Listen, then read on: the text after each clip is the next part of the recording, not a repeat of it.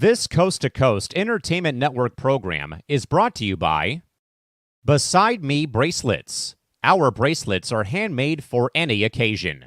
Use the promo code Coast to Coast for 15% off. Visit their website at besideme.com. Suzanne's Paparazzi Jewelry. With 24-hour shopping available, use the code 160920 and show her some love, like she showed us. Reaper Apparel Company, a commitment to live your most authentic way every single day. Visit reaperapparelco.com for more information and a look at all of their apparel offerings. And by Good Day Embroidery, your local source for custom embroidery, screen printing, and more. Log on to gooddayembroidery.com for more information.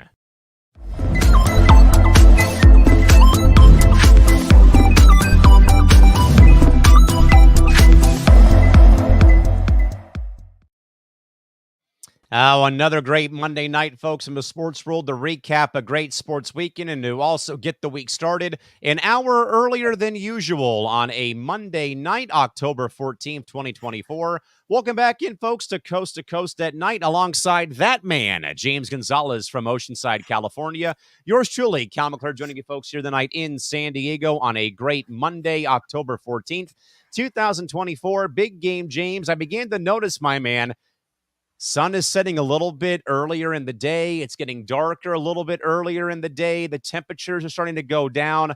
Fall is definitely in the air, my man. But as always, big game, James. Welcome aboard the program. Good to see you as always. How are we doing tonight? Wait, this isn't Bro Code? Sadly, no. Oh, I'm at the wrong. No, I'm at the wrong show, yo. No, yeah, I did notice that. You know, it does not do anything for me, though, because I'm indoors during the week at work when the sun goes up and down. So it's like all I see is night during the week. I think the only sun I see is, on the weekend, basically. And I don't think there's any place I'd rather be than San Diego, even with temperatures going down. I'd rather have that than anything else. Yeah, I think we all in this on the panel tonight agree being in the county. Just in case anyone's wondering, again, Bro Code is off again this week. They're kind of in a way reorganizing themselves once more due to, again, work and life does in fact come up, as we always say. So again, you'll see them when in fact they all have time to get themselves on track. But as always, folks, here on C2C at 9, again, we come at you. Late night sports talk here on a Monday night. Again, we usually come your way at 11 o'clock, sometimes 10:30 in the evening here on, usually now on Mondays here on C2C. But as always, if you're joining us late on a Monday night and have any thoughts, questions, comments, concerns, hot takes, or cold takes, fire at will in the live chat box on Facebook, YouTube, or on Twitch. We'll do our absolute best to ensure that your commentary, as always, is read live on the air as the program does, in fact, prolong and chug along on this Monday evening. With that, James, in mind, over to the Diamond, my friend. The NL and ALCS is in full swing. 2 games down in the NLCS. Game 1 in the books on Monday. In the American League Championship Series, Mets and Dodgers in the National League, Guardians and the Yankees over in the American League side of the bracket. Here over this weekend. Again, James, the main story, though, leading into the NL side of things, of course, Dodger pitching, waking up, and again, 33 scoreless innings, holding San Diego to no runs in the last 2 games of their of the NLDS. While again, the Mets kind of again have been somewhat of the storybook or somewhat of the Cinderella story right now. That last team to get in, again, catching fire, and again, their knack for clutch hitting late in games over the course of this postseason. They kind of just have ridden that momentum, but got stopped in their tracks in game 1. But though on Monday, James, in game 2, Baton set early by a leadoff solo homer by Francisco Lindor, and the big blow coming from a grand slam from Mark Vientos in game 2. And that is after, by the way, an intentional walk to Francisco Lindor before Vientos hit the go-ahead salami. Mets held on to win 7-3 after LA blanked them in game 1 by a 7-0 count. So, James, hot team, Cinderella run in the Mets, rested Dodgers team, pitching starting-wise shaky after Yamamoto and Flaherty. Bullpen days have worked, though. Again, kept the Padres at bay for 24 straight scoreless innings, then had, a flawless performance in game 1. But then though, James, in game 2, that train came off the tracks, though, with that leadoff homer by Lindor, the slam by Vientos. After that, it kind of felt like, James, it was over after inning 2, despite the Dodgers offense kind of waking up here against Padre pitching in games 3, or game 4 and 5 in the DS, then waking up as well in game 1. But mainly, though, James, this has been a bit of a trend, though, I have picked up on, I'd say, since probably game 2 of the San Diego series. If Shohei Ohtani comes up with nobody on base, he's over. But if you get him at the plate, big moment of a ball game with runners on base, he's made the Padres and made the Mets pay for having guys on in front of them. Then, though, James, even today, it's been left-hand pitching. Tanner Scott, for example, who's kept him at bay in the NLDS for the Padres. Then even on Monday, Sean Manaea had kept him at bay too, with a couple of big strikeouts in the ball game so far in game 2. So, James, in the NL side of things right now, again, kind of that hot team, again, number 6 seed Mets. Dodgers, again, number 1, came off the canvas, knocked out the Padres after being down 2-1. Pitching again woke up. Offense finally came around. James, what have you noticed, though, so far maybe in the first 2 games of the NLCS involving New York and L.A.? A tale of 2 games that were different tells, obviously. Everybody pitched in offensively for L.A. in the first game. And Jack Flaherty, doing what he was supposed to do, being traded over from the Tigers. He obviously ruled that game 1 with his outing. And the Mets just looked like they were lost with only 3 hits. They had a couple of errors as well. That really just hurt them in that first game. Was not looking forward to the second game. But I think what helped the New York Mets today was having that game right away. There was no wondering and pondering what was going to happen with extra hours before the second game. I mean, they played, what was it? They were done probably around 8 p.m. yesterday. So they could come back today around noon and get things started, and they did that. I really have to give it up to Sean Manaea. His last couple of starts with heavy hearts, he's been great under pressure. I mean, I'm trying to remember, did he lose his grandmother, I want to say? I believe so, yes. Before his last start against the Phillies. But even before that, he was pitching so great here with the Mets, and down the stretch, he was so important to that staff. And he showed it again today. Edwin Diaz, I saw his highlights today in the 8th inning and 9th inning, I should say. But he always makes 9th inning. He always makes everything interesting. I mean, the Dodgers put on 2 high drama runners, and Kike came up, and you thought, oh no, the tying run comes up to the plate. And luckily he grounded out, I believe, to third. They got the double play, and the Dodgers were done, luckily. But Lindor's been the hottest, other from Shohei. And Vientos, this has been his coming out party for that young man. I think for the youth, everybody's looking at Alvarez. But Vientos has just been amazing for the Mets this year, along with Tyrone Taylor.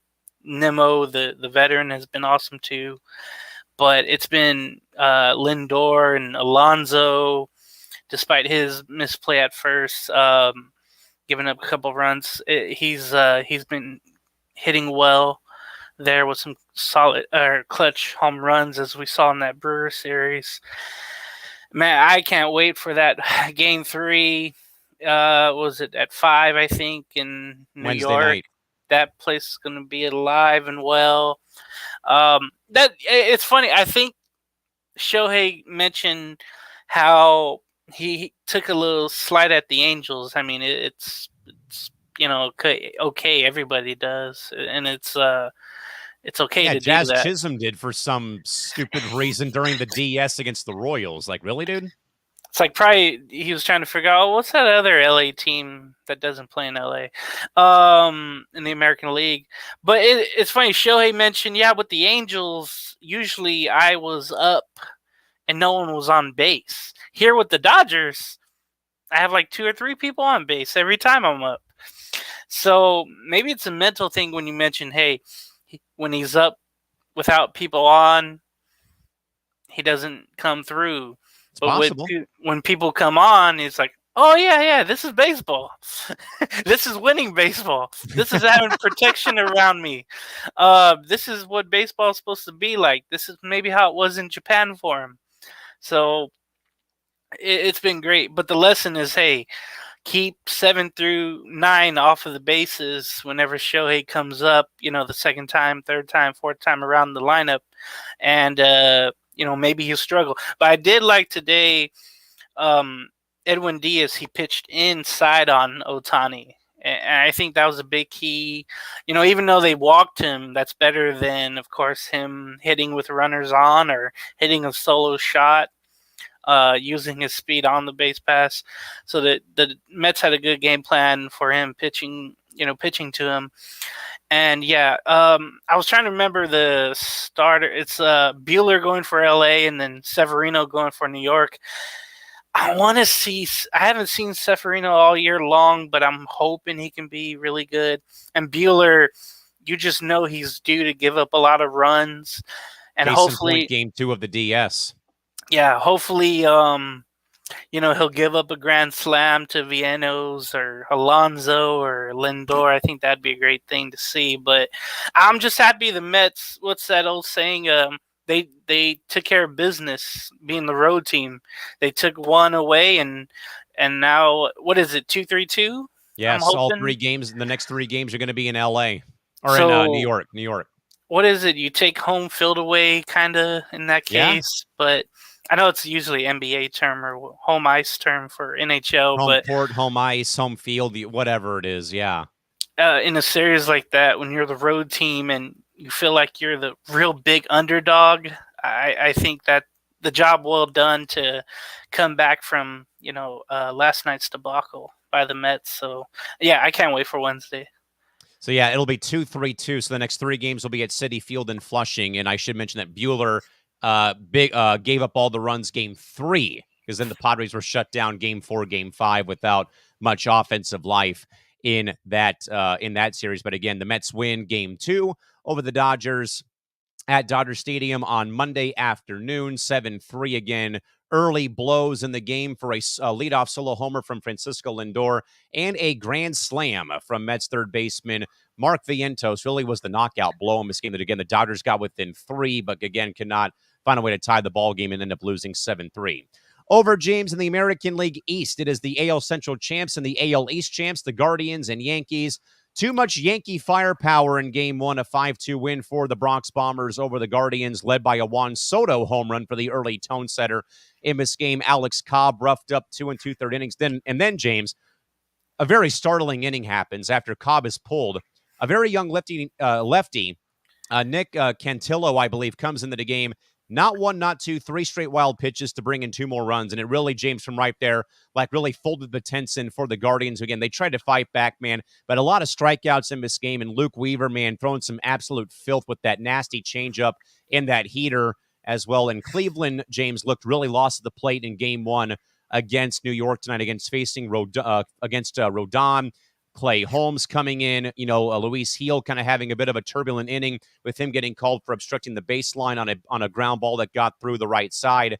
That was hit. And then Weaver coming in for basically a 2-inning save. James, really not much of a surprise though seeing the Yanks win Game 1.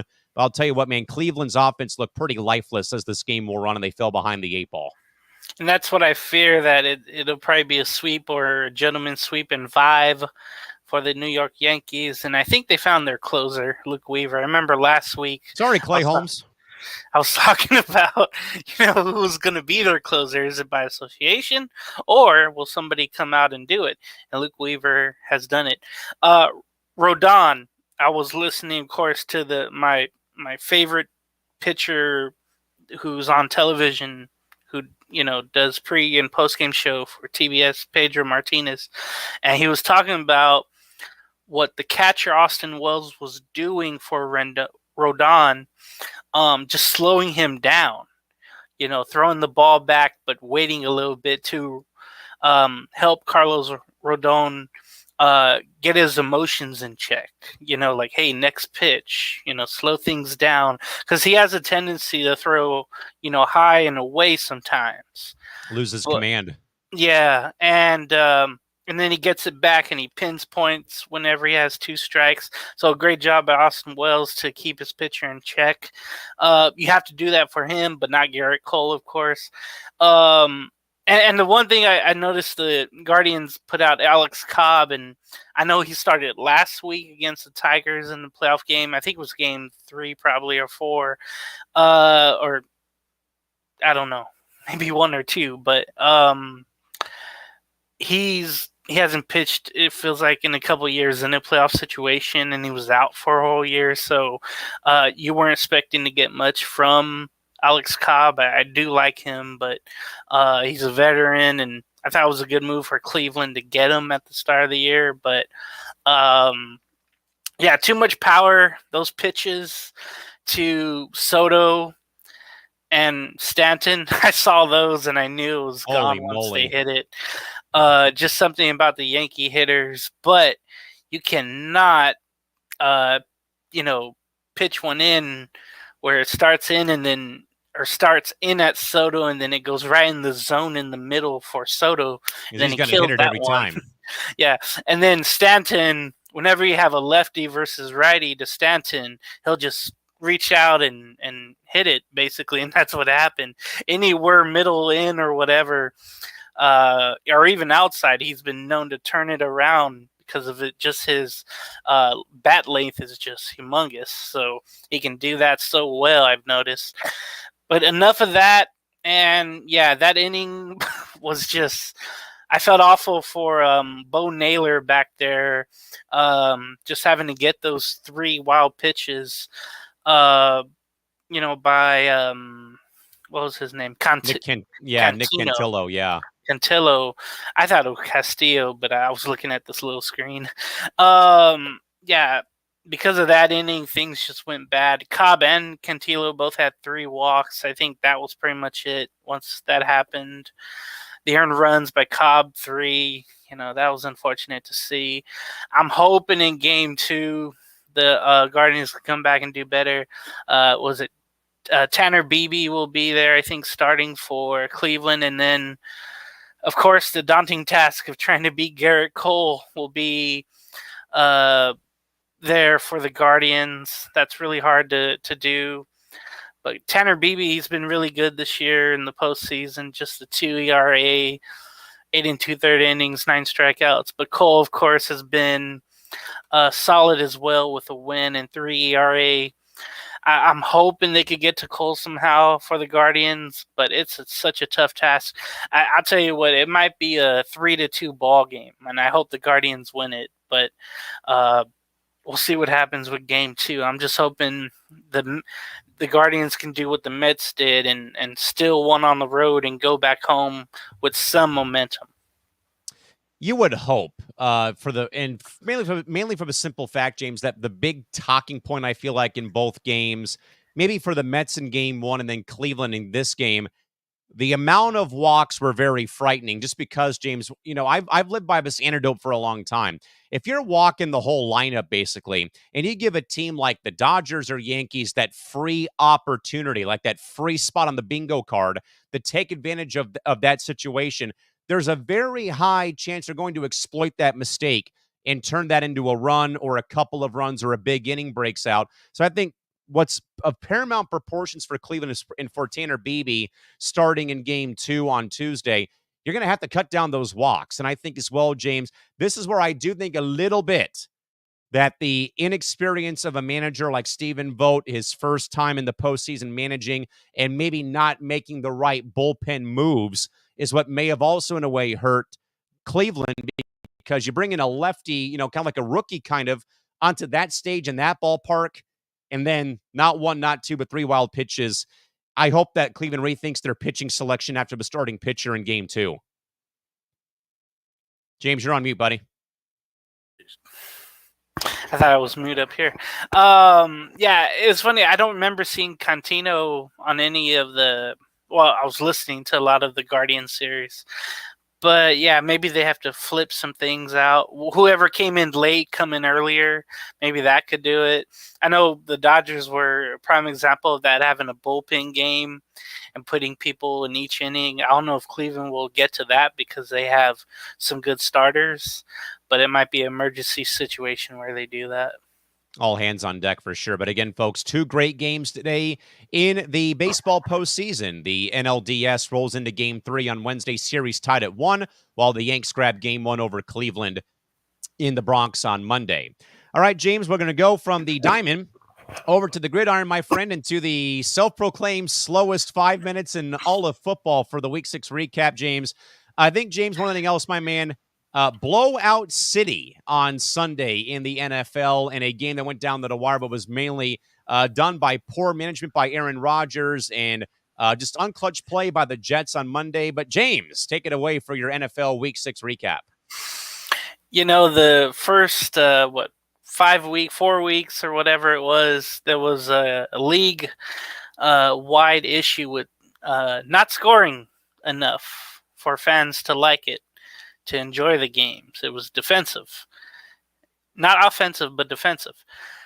This week 6, though, if you like scoring, if you don't like defense, this was your week to watch games. It started off with Monday with the Niners holding on to beat the Seahawks, despite the Seahawks comeback in the fourth quarter. Niners won 36-24. I mean, I haven't seen the Niners score that much in a while, so that was good to see. They needed that bounce back if you're the Niners. Across the pond, I think it was in London. The Bears go to 4-2. Everybody in that north is either 4 wins or more, and I think it's kind of a shock, but it's cool to see. I think there's a chance that all 4 could go. It's almost like the AL Central this year, where you have 4 teams going to the postseason. Thankfully, no one is over in that division like the AL Central was. Looking at you, Chicago White Sox. Yeah, luckily for those White Sox fans, they get to watch the Bears. Bears. And I noticed there was a lot of Bears fans there, so that was cool to see. Jaguars, of course, they lose again. What was it, 1-5, and it might be after next week. They have one more game in London. I think they host that one, of course. That Peterson gets fired coming back. I was just going to say, like, okay, you give him one more week, and if he doesn't win, is he finally fired or what? Yeah.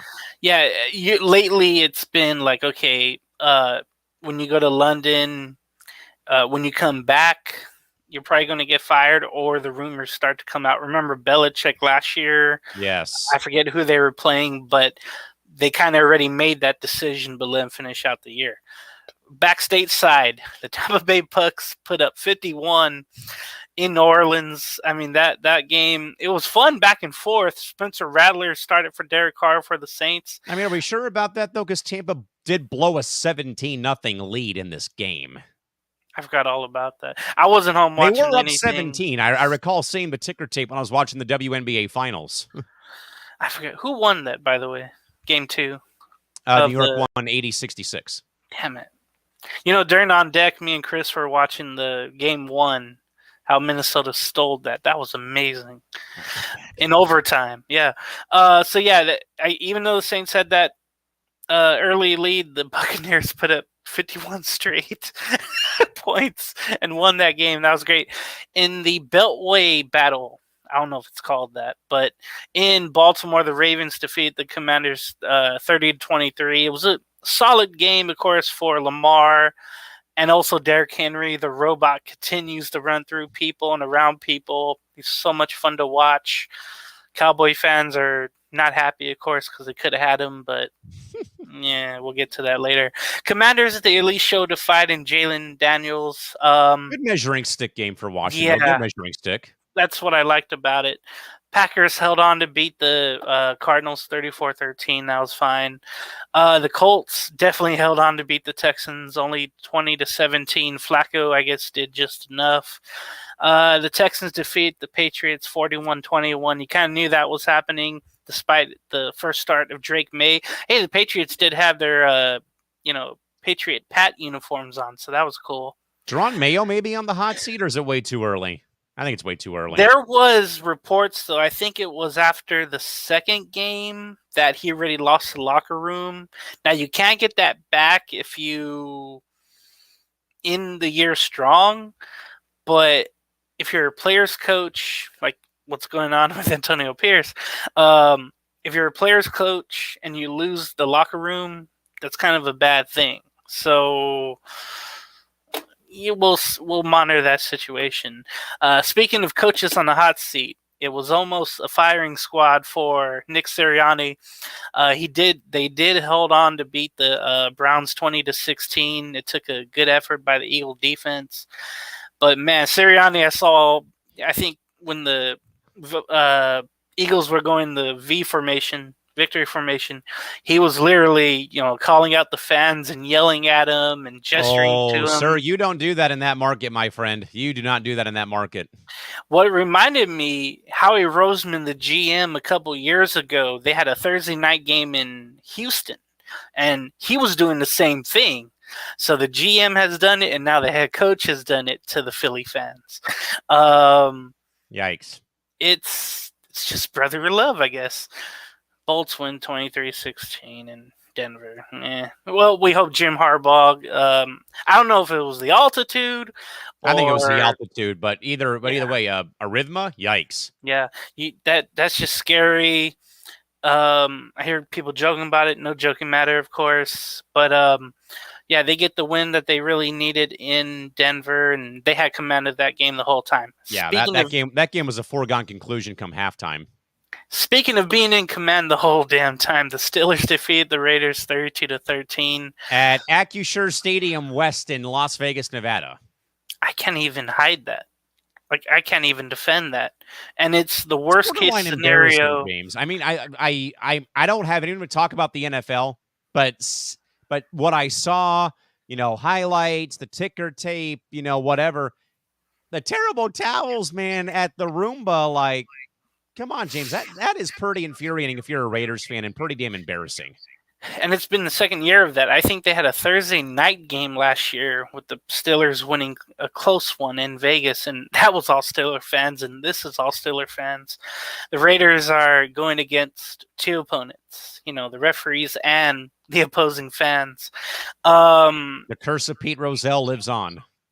That's what I don't know, man. But yeah, what I was fearing that would happen in Vegas has gone on with the Raiders being the stadium being taken over by the opposing fans. Opposite fans. I hate it. I just hate it. Especially like Pittsburgh, Dallas.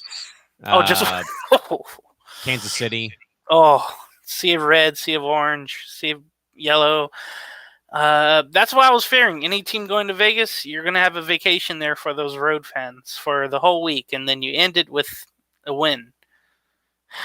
Whatever. For some reason, the Falcons and Panthers played a 4:25 game. What? The Falcons held on. Myers kind of bored out of his mind calling that game on Fox that night too, apparently. I would be too. They won 38-20. Though the Falcons, I'm happy for them. Panthers did have cool looking uniforms on, but that didn't matter. Speaking of boring, the next two games, Lions defeat the Cowboys 49-7. I mean, that was the main topic, I think, of everybody's for the fact that the Dallas Cowboys social media admins blurred the score bug on the scoreboard on all their on their post, and people have been calling them out. It's been hysterical. I did not know they did that. And by the way, the Athletic reports Jerry Jones, full vote of confidence for Mike McCarthy, and he's not going to make a change. And that's his thing. He's never done one in season. He's always felt like, hey, they're going to get through it. They're not going to change anything. They're not going to get out there and get a running back. And that's what kind of hurt them. They were down, two big defensive players, Lawrence and Parsons, but I think they still would have lost. The Lions had all that momentum going into that game. They were having fun running up the score. And then, unfortunately, Aiden Hudson has the broken fibula, I want to say, and he's out until next season. I mean, they just showed it once, I think, on the telecast, and that was it. It kind of reminded me of the Kevin Ware injury in that March Madness game. Joe Theismann, Alex Smith. Yeah, just the way it was just awful. I mean, the two guys did the job. They just happened to collide together, but they got to the quarterback. But yeah, I don't know. The Lions, they might go out and trade for a defensive end, and you know Max Crosby is out there. He said on a podcast, if I wasn't a Raider, he'd be a Detroit Lion because he came Eastern from there, Michigan I guess. University. Yeah, so you want Devontae too? Sure. Now, I think we know where he's going. It's going to be in East Rutherford, Eventually. New Jersey. Yes. You just know it. He's not going to stay. But yeah, the Cowboys, I think and it was on Jerry Jones' 82nd birthday as well. I mean, they benched Dak. I mean, that should be telling you something. They benched their quarterback because of the scoreline. Now, what's funny is Sunday Night Football could have been flexed to either that game or another game, but they kept it going. The Bengals in Meadowlands, I called it, but they were playing the Giants. It was a really, really boring game. Burrow did enough for the Bengals. They ran the ball well with John Brown, I think his name was. Bengals won 17-7. That's all you need to know. The Giants are still the Giants. I think now they're 2-4. No. Oh yeah. But for primetime games, they're like 2-19. Their last 21 primetime games. It's not any better with the Jets, and they lost today. Let's foreshadow the next night. They played on the same MetLife turf. The Bills and Jets. The Jets had their 1969 uniforms on. They looked amazing. But it was a late pick. They had a receiver slip on a big throw by Rodgers. He did throw for a couple touchdowns, but Allen ran for one and threw for two. So the Bills held on. It was a field goal, 23-20. I think Josh Allen, the one stat that stood out was the most games where you have 2 passing touchdowns and 1 rushing touchdown. He's one away from Cam Newton, who had 22, and Rodgers had 20. So Josh Allen's right there, one away from making that history for having that mark. And it just shows you the Bills now, they're 4-2, and that was basically for the division, it feels like. They'll meet again, but they probably won't be as close in the win and loss column. So that was week 6. Yeah, if you like scoring, this was your game or week other from the Sunday night game. Yeah, I mean, I just kind of seeing some highlights, kind of watch, seeing the scores. Tampa Bay 51 points. The Bears winning their 3rd straight game, I believe, after starting the year 0-1. 1-1, 1-2. Then they won 3 in a row. Caleb Williams having another great game. I know it was against Jacksonville, but still. And then, though, James, you look at the Lions thumping the Cowboys, and I think Dallas is over for the year at home, I think, still. If memory serves me correct, I want to say. Yeah, they lost to Baltimore, and that was a blowout. I mean, it's not just the Cowboys losing. It's the Cowboys losing and getting thumped on the head by the opposition. And I remember there was a Lion fan, dragging a Cowboy jersey by a string leaving the game, and there was a Dallas fan puking while a Lion fan was dancing around her. It's just the way football fans are. But I remember. Believe me, I remember dragging a stuffed horse through the Qualcomm Stadium parking lot the first ever Charger game I went to in 2007 against Jay Cutler and the Broncos when him and Rivers had their jaw-jacking battle in that game. I remember Sean Phillips going like that. Yeah. Yeah, I think Dallas, it started in training camp. Remember we were talking about how people didn't show up during the week at Oxnard. And then I think fans are pissed more at Jerry, sell the team or get a freaking GM. They waited so long to get the Lamb and the Dak deals done, and they're not performing well. They're great on the road, but at home, they're just not showing up, and they're getting blown out. At home, and I'm sure their point differential is way up in the negatives. Their offense is really bad at home. There was somebody else who was a record low for offense, and I can't remember who it is, but yeah, there's plenty of time to salvage the season. For sure. Because the Eagles are still questionable, but I can't wait till Washington, Philly, and Dallas play each other in the divisional games. Wait till You know, Thanksgiving Day. later down the road, and Thanksgiving. I can't wait to see those games because I want to see how Washington comes out, and I want to see if Dallas and Philly can get their act together. But it's a long season, but week by week, I mean, the image of the Cowboys is really just definitely not the same anymore. No. No, I think they definitely have lost their luster again. I don't know enough about, American football to really comment much on it, but I would just think, though, that when you are at home losing in that fashion, the fans begin to revolt, sell the team, hire a GM, they start blaming the players. That begins, wearing and, kind of in a way is wear and tear across the whole organization. James, a couple of thoughts in the NFL from our good man, Jack Braun, who first says, Doug Peterson, after the Jaguars lost to the Bears in London, says, quote, we need a culture change, open and close quote. Aren't you in charge of the culture on the team and locker room? So are you resigning? I think, James, this goes back to your point, though. And I think this is a point that I brought up even though I don't know much about the NFL or American football because I don't care for it or watch it. Trevor Lawrence, and I said this, James, Trevor Lawrence, Deshaun Watson, high overpriced or overpaid quarterbacks have not been playing well. And I think that is a testament a little bit here on, blame Trevor Lawrence. But I think, though, James, and I wanted to make this point, though, I do kind of feel in a way, and I think a lot of people may agree, Doug Peterson's lost his touch since they won the Super Bowl in Philadelphia in 2019. Yeah, and then last year was a big letdown with the Jags, and he just felt like, well, if they don't get off to a good start, he might be gone. And like I mentioned, next week might be the last week he's the coach. I was trying to remember. Oh, the Patriots and the Jags are playing in London, I believe. America not sending their best to play that game. But, his quote here saying we need a culture change, that's something you say in the off season, like at the team training presser, camp, when you get the job, when you first get hired. Not week 6 when you're already 1-5 and struggling and across the pond. Like, yeah, that's something you want to say truthfully, but you might have to hold from saying that. And yeah, just the worst time to say that and for the team to be like this. And you paid, you mentioned the quarterbacks who got extended pause with Watson, but also Lawrence, where that might have been too soon. So well, are they? That might have been too soon.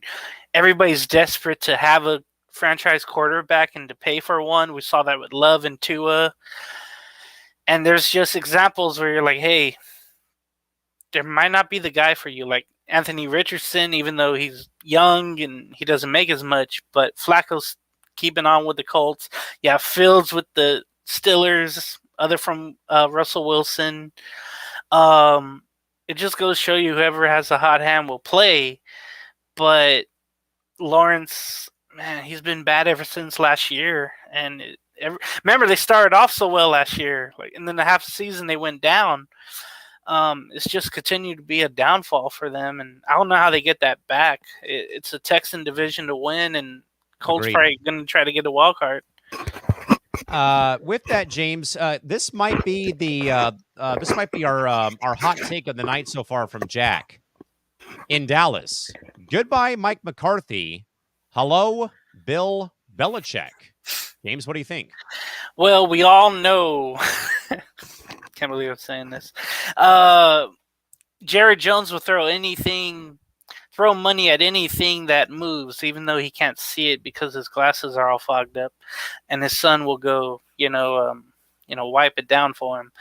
But that might be the case where Belichick only spends 1 year out of the game and he becomes a head coach again. I could see him going there or back to the Giants. If they fire Brian Daboll? Yeah, I think Daboll was going to be gone no matter what, I feel like. It was just, hey, we have Belichick out there. So, maybe Cleveland, maybe a homecoming for Belichick there. But yeah, look at McCarthy. He's going to have coach the season out. That's how Jerry wants to do it. I think other well, he is a GM, but other GMs and owners would be persuaded to, hey, let's make the move now and try to salvage the season and get a new way of thinking in here. Maybe not having Kellen Moore is the problem as well. He's in Philly now. And And here people thought that Kellen Moore could have been a pretty damn good head coach. I kind of beg to differ. yeah, I mean, he's dealing with some injuries in Philly with that offense. But I felt like he was doing okay with the Cowboys, just other from when it came down to the playoffs. That's always a big thing. But now it's like, hey, will Cowboys even make the playoffs? Mm-hmm. We'll see. But I agree, though, that Belichick will probably, 1 year out of the game, then be right back in, and probably, I would think, would be back in Dallas. James, back to you. Belichick, I love what he's doing on his show, and then he's on the McAfee show. I mean, and he's kind of funny, too. Maybe unintentionally or telling stories or whatever. He's on, I think, Inside the NFL. Then he has his own show. And then he comes on McAfee every Monday. And it's just like Nick Saban, taking the year off where you learn so much from those two great coaches who retired the same day, I believe, last year. But I learned so much from those two every time they come on come on whatever screen I'm watching. It's cool to hear from these two coaches, and when they have great minds of a game talk and you listen, and it's great. And Belichick is able to dissect anything, so he's great on. It's weird to say because in the press conference he's Run but to on Cincinnati. but on TV like this where he's not having like a job, he's great. And I hope he stays on. I hope he doesn't go back to coaching. Same with Nick Saban. So I'm just enjoying those two for now. James, I'll counter Jack's hot take about Belichick. What if Saban was to come back to coaching, but gets a job in the NFL? Wasn't good the first time around in Miami. I mean, I know it probably would be the same, but what would you think, though, about if he becomes like a coaching consultant for a team trying to hire a new head coach, maybe in that capacity? I wouldn't think it'd be a good decision because he spent all those years at Alabama, so you feel good with him being a college coach or consultant.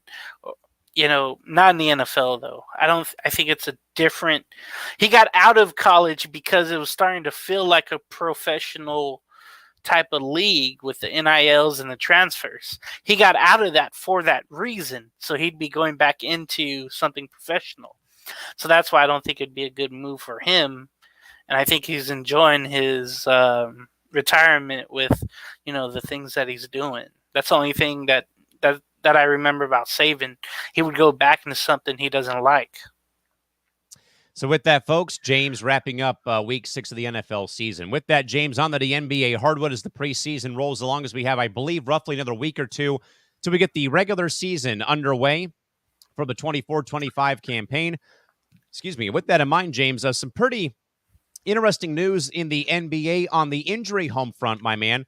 That is Bulls guard Lonzo Ball, who's been MIA for the past year and a half, if not 2 years, set to return to action coming up this upcoming season after having massive reconstructive knee surgery over the last couple of seasons.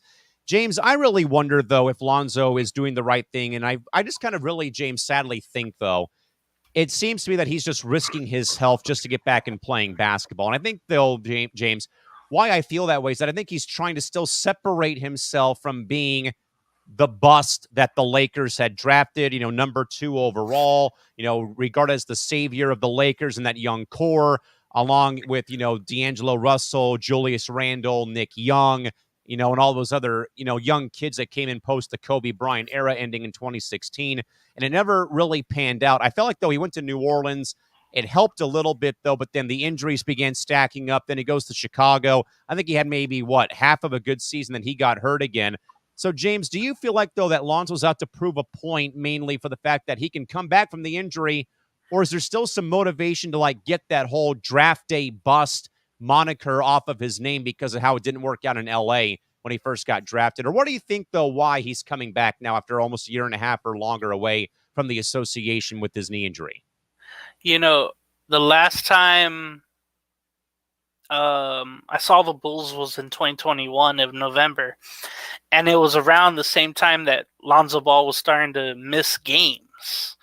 Think about that, how long it's been since he's been able to play or be himself. This is, I think, his final year on his contract, so I think that's why also he's coming back. He's trying to get another deal, next offseason. So I think that's part of it. Just trying to come back to a situation where he would be one of the players, definitely, that Chicago would rely on, other from Levine and Giddey, Kobe White. But he wants to be part of that again, I think, where he can be a focal point. But it's all about him and how he's able. If you're not able to run, you're not able to play in the game. That's basically it for him. Every year it's like him and Ben Simmons and Zion. Who's going to be able to run back and forth and do it consistently and just play. That's always been the issue for him. It is amazing to think how LaMelo is probably going to. Yeah, he's the best one in the family, and he's the youngest one. LiAngelo didn't even make it to the NBA. I think he made it to the preseason one year, but that was it. And too many L's. Lonzo Ball. God, I felt like his career was over around that time in 21-22, where he started to miss time. Then a few years later, he's making all these workout videos saying, "I'll be back. I'm gonna prove Stephen A. wrong," and he never played.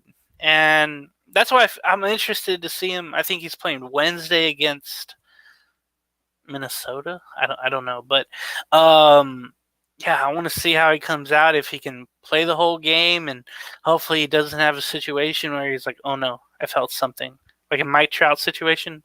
It's yes, like, I can't go. I feel something again. I hope it's nothing like that. I haven't seen any footage of him in training camp or anything like that, but I can only hope that he can at least play a game without discomfort. But being out like that for so long, there's going to be right away. It's just bound to happen, and I feel so bad for him, being that poster child of LeVar and the Ball family for that long. You just have to wonder if retirement will come calling, after this season or during it. It's just bound to happen. And like you were mentioning, it was like, why is he doing this? Why is he trying to come back? Well, people want to play. People want to show that they can still do it and maybe get another contract. But it just comes down to, how's that knee going to hold up? And I'm hoping well, but I'm not, just like years past, I'm not betting on it. James, I don't want to go down this rabbit hole, but I will. But I really do still feel like, though, that Lonzo's Ball career was derailed and ruined and set on fire draft night when the Lakers picked him, because then you had the whole entire three-ring circus involving LeVar Ball making a media blitz for his kid. And kind of in a way, he was living vicariously through his son's career. But, James, it's bad when it gets to the point, other than the whole, stay in your lane that we all use now as a slight back against someone that we don't like or whatever it might be. But it was bad, James, when the Los Angeles Lakers, the almighty Lakers, who are, known for tradition and known for, their professionalism, it's bad when the Lakers put a press release out in a media memo. Please do not talk to LeVar Ball concerning the Lakers' operations of basketball operations, front office personnel, or even player personnel. We will not tolerate this. Please do not, keep feeding this fire, basically. If the Lakers have to put that out of all the teams in pro sports who, are like on that upper echelon tier of like, Yankees, Dodgers, the Cowboys, but, the Lakers having to put that out, that's where I think, James, it all begins right there. then Lonzo not living up to expectations in, with the Lakers, and all the very false, very stupid, hey, Lonzo, my son's going to lead your team to the postseason in his rookie season. Where did that get you, basically? But also, James, and the other rabbit hole I didn't want to go down, but I will. I don't want Lonzo Ball to become synonymous with the names of like Greg Oden, for example. Top overall picks retiring early because of the injury factor. Greg Oden, we know, was supposed to be like a saving grace in Portland and never, I think, got out of the regular season and had to call it quits after year one. And all we remember Greg Oden being, James, was a draft day bust. I would hate to put Lonzo Ball in that same breadth and sentence as I just have with likes of Greg Oden, Yao Ming breaking down when he came to the Rockets at one point in time. You just don't want to put a kid like Lonzo Ball in that category. I would even put Austin Rivers in that category, a guy who retired semi-early and now is working for ESPN, where you hope, though, James, that Lonzo doesn't become another one of those names that becomes an early retiree and then becomes an analyst because of wear and tear from his body. You mentioned the Lakers putting out that press release to not talk to LeVar. It was just social media being too close to the team, and it's part of the game nowadays. But it's funny how LeBron came in there and said, hey, get rid of all this crap. I'm running things now. And, it hasn't been all smooth with him. But at least that ball factor isn't there anymore. I think that kind of helped Lonzo to get out of there and go to the Pelicans, where all the media scrutiny, the pressure of his dad and his baseless claims. Like, I'm sure it was refreshing to get out of LA to go to New Orleans.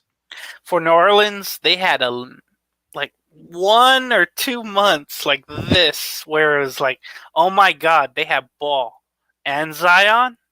Oh my God. But then injuries happened to both. Yep. At the same time, it seemed like. One was out of shape and then one couldn't get on the floor. And I feel like that was going to happen anyway with him in LA. I remember, I think the first game they were playing the Clippers. It was a Laker home game. It was one of those opening Thursday night games. Yep. And Patrick Beverley was all over Alonzo. And that was like that first test for Ball, and he, of course, failed that. But that's a lot of pressure to put on the kid, not only organizationally, but then from the family, like you mentioned. And it's just something I think we don't want to ever see again. Without a doubt, for sure. With that in mind, though, folks. Also, James, in the NBA, we talked a bit on Wednesday last week on SportsMinute about some of the commentary from Lakers forward and guard LeBron James concerning the NBA having preseason games involving crossover or interconference games. Again, we saw the Lakers, or the Clippers, I should say, play the Brooklyn Nets in San Diego, California at the new Front Wave Arena in Oceanside. We've seen the Suns playing the Pistons. And then, of course, the Lakers played the Bucks in a preseason game. But, of course, James, that came to a head, though, a couple days ago. The Minnesota Timberwolves, after dealing away Karl Anthony Towns to the New York Knicks, took on those Knicks in the Garden. And, James, it got a little bit testy between the two teams post the trade made. James, what do you make out of it? I know it's not really that big of a storyline, though, but it really, James, had a very weird feeling that after that trade gets made, that all of a sudden they're playing each other like a week later, and then it becomes like, who the hell are you? I cannot wait whenever they play each other twice in those interconference games. The New York Knicks and the Timberwolves were talking about, of course, what was it, 2.5 weeks ago, that trade came out. What was it, like 11 p.m. Eastern Standard Time that Friday had happened, and everybody's it was like late. It felt like it was late in the evening out here on the West Coast. Maybe it was 11 out here, 2 a.m. out there, or maybe 10 or 1 a.m. out there, 10 out here. And then I read some weird front office sports story that said that the trade was held up because somebody was over in like Saudi Arabia or the UAE or some reason like that. International game. It was weird. It was weird. It was very weird. I think that's what it was. The commissioner was probably out there for that first preseason game. I think that's what it probably was. It's still weird. But yeah, that 2.5 week trade ago, that shocked the hell out of everybody because you thought, okay, we're going to get the Nova Knicks and everybody's going to love it in New York. Everybody's going to be scrappy. Everybody's going to love the New York Knicks. Meanwhile, you got a great thing going on with Minnesota, and Ant kind of taking over the reins and Cat being good. Not great with them, along with, Gobert and what they got going. But then a trade happens, and for me, I for some reason I have a soft spot for the Knicks, maybe because of their fans and they haven't won in a while. But I was like, oh, that's great. They got rid of Randall. That's good. He wasn't fitting with the team. DiVincenzo goes with him to Minnesota? What the hell? They're breaking up the Nova Knicks. And everybody felt that. I was like, what did Knicks get back? Or Karl-Anthony Towns. Okay. And I just remember on X that right away there was like, hey, you better not be soft. So Right. It's a lot of you better not be a cat. You better be a dog. So that's what the Knicks fans are hoping that he becomes. Somehow, some way, two and a half weeks later, they play a preseason game against each other, as fate would have it. And everybody's playing pretty much. Yeah, everybody was playing. And they had no idea that they were going to get traded, all the ones involved. And training camp was just a few days, going into it, I should say. So I felt like everything was going to be okay. Maybe both front offices handled it kind of oddly. Maybe it was just the worst timing, I think, probably as well. They did what they had to do, but of course tempers were going to flare just because the proximity of, both teams and the players that were involved. So yeah, I was watching, somebody lip reading and getting the audio of it somehow. And I think DiVincenzo was feeling himself after a couple 3-pointers going in, and then he was fouled going to the line, and I think he made the and one, and he's at the line, and I think Rick Brunson was giving him some grief and talking crap. And he was giving him the business. Yeah. And DiVincenzo was there, and he's like, what did he say to his dad? He was like, what was it? He's like, this is what happened when they let you run the show. And he was talking to Rick Brunson, Jalen Brunson's dad. So it feels like, Rick bit of a slight against Jalen Brunson for how he ran the Knicks offense last season.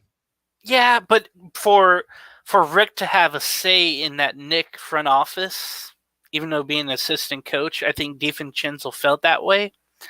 And then that's what led to words at the free throw line. And then after the game, my next point, when they made the new garden and the floor and the tunnels, the two teams have to interside with each other.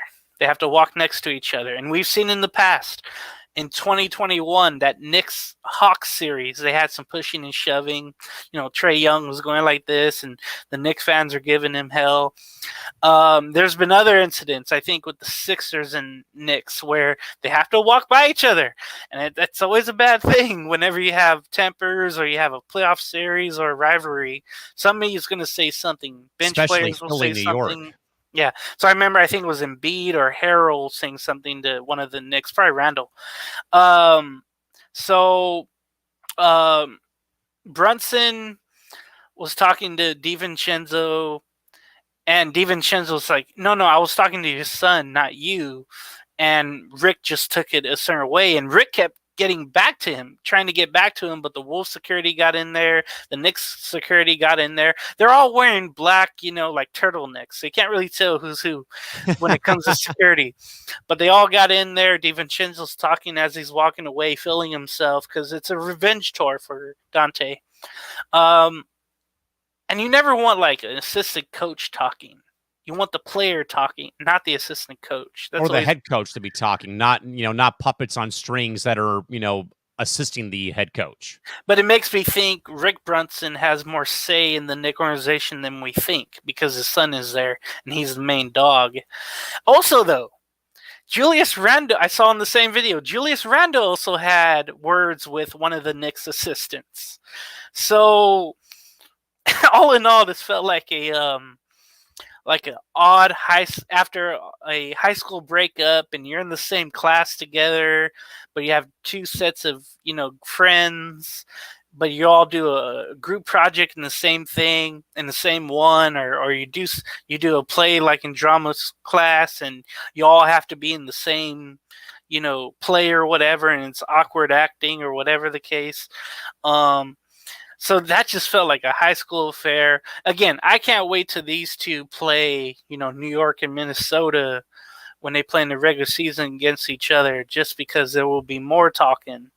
But it's sad too, because if you're a Knicks fan, because it's like, man, we used to have DiVincenzo, and we were going to have the Nova Knicks, and we were going to, shock everybody and go after Boston and Philly and just do it with grit. Now you're hoping that Cat, doesn't lay down, basically, and you're hoping that, Brunson and others can stay tough and physical through Tibbs, tough coaching prowess. But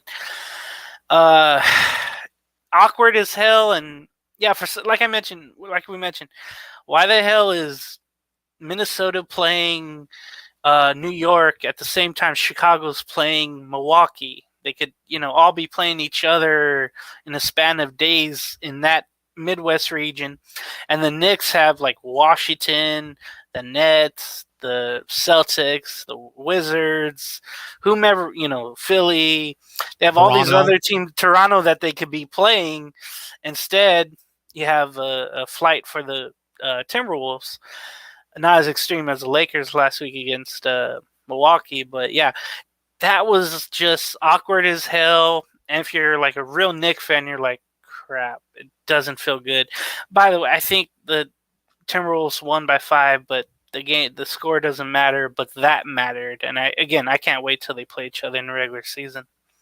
Yeah, that'll be very interesting, just for the fact of like it was that very weird like quick breakup, and then all of a sudden we see each other again, and then it kind of got a little dusty there. But again, very interesting scene during a NBA exhibition game between the Knicks, I should say, and the Timberwolves. With that, James, in mind, to the NHL, my man, we're roughly 3, 4, 5 games in for some teams, but there is right now, my man, I don't think any team hotter right now in the NHL than the Utah Hockey Club, who I think, James, might be your new favorite team because of Ryan Smith and the owner. Despite them losing on Monday to the Devils 3-0, they jumped out to a 3-0 start to start off their season, and led by Dylan Guenther, who was named the NHL's #1 star of the week with 5 goals in 3 games. And James, certainly, my man, your heart breaks a bit for the Arizona Coyote fans who are seeing all their players now succeeding in Salt Lake City. But also, James, I also think, though, that it was vastly important that the Utah Hockey Club got off to a very quick start and began kind of in a way showing Salt Lake City and showing Utah what they're getting themselves into. But I think, James, this has been a team, though, that has shown some growth over the past couple seasons, but they've just been in a very difficult conference. And again, not a lot of, talent has been down there in Arizona, now in Salt Lake City. But I think, though, it was really important, though, that this team got off to a good start, though, and winning their home opener, of course, was big over Chicago. Then winning their first 3 games on the with them, and then winning their first 2 games on the road, then losing on Monday in shutout fashion to New Jersey was critical. But James, mainly for a new market in professional sports away from the NBA with the Jazz, James, how important is this start in your mind for an upstart franchise who's, again, moving from an old market to a new market, trying to get the city and state and the fan base behind them quickly? James, 3 wins and 4 tries is a pretty damn good start for a team who I think, though, is getting to kind of, in a way, turn that corner and move the needle to get back in playoff contention.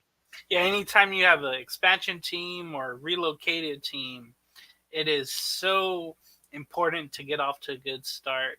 I can't remember if Seattle did their first year. I don't think they got off to a hot start. And Vegas was on an absolute heater when they came into the league. That's the one in 2018? 2017, 2018. Yeah, they started off right away really well, and they haven't stopped since, winning the Cup last year. I just found out they play in the Central, Utah. That sucks. I thought they were playing in the Pacific Division. They did at one point. Then when the league realigned, when they added Vegas into the Pacific Division, they moved the Coyotes to the Central.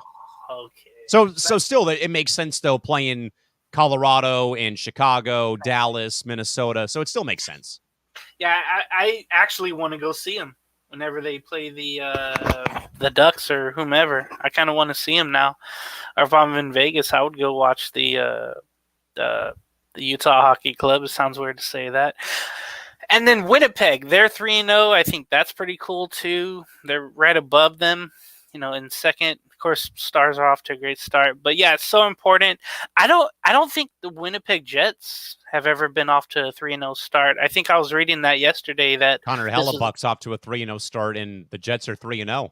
So they started off in 2011, I want to say, with After Winnipeg. moving from Atlanta, yes. Atlanta. I don't think they got off to a good start, and it's been a while since they were in contention. But yeah, for that new fan base of hockey, and obviously the place has gone wild ever since, and that's been great to see.